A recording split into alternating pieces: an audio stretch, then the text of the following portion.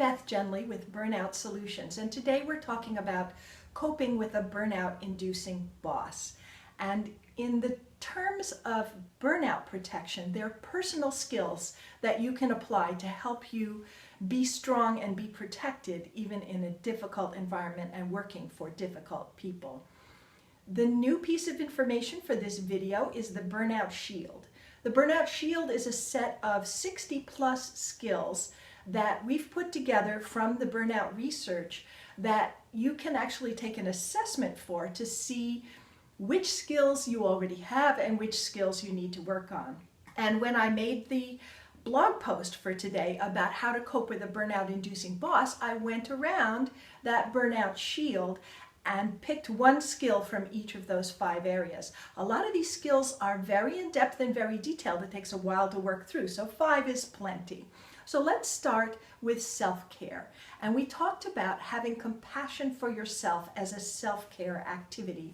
And that means choosing to be very conscious of your self-talk, because often we apply so much blame to ourselves for a situation, especially if we're having blame or accusation coming from outside.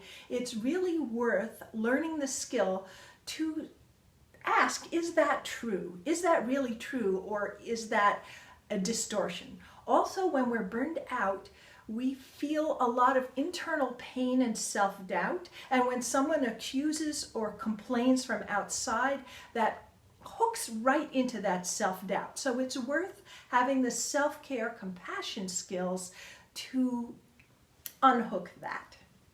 The second area is recognition, and one of the things that we talked about is even if you have work that is super repetitive and is never actually done, kind of like housework. You know how housework always has to be redone and redone?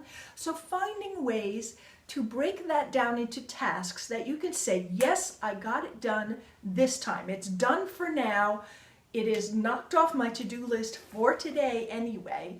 And actually celebrate that. Actually give your body a chance to feel, yes, it's done for today, and I may still have to do it tomorrow or next week, but it's done for today, and I feel good about that. And it can feel a little awkward at first to kind of dance your way through that, but it can get to be a habit.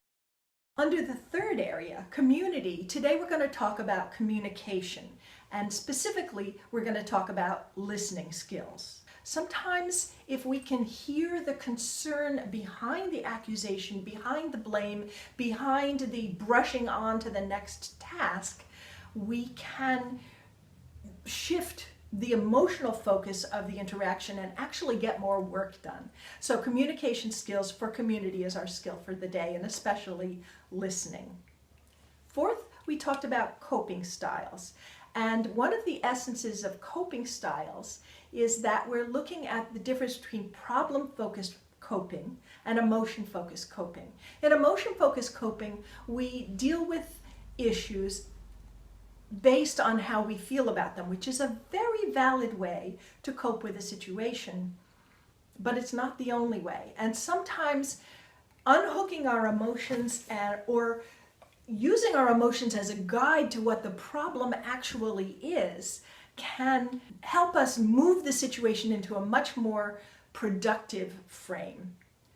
And then finally, for structure, we talked about just taking inventory and giving yourself credit for everything you're actually doing. A lot of times we kind of push away the awareness of everything that's on our plate because it seems too overwhelming.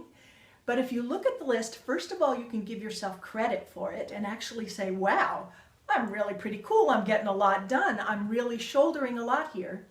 And second of all, you have the opportunity to look at that list and apply the 3 Ds. Is there anything here I can delay, delegate, or drop? A lot of times there is.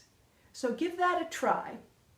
The last thing that I want to say about the Burnout Shield is that it can serve as a kind of dashboard. So you can use it to assess something you're doing now, something you're thinking of taking on, or your whole situation to say, how am I doing in these 5 areas? So the Burnout Shield can serve as a dashboard or a thermometer to let you know whether you are protecting yourself enough to stay productive and stay positive in the situation you're in.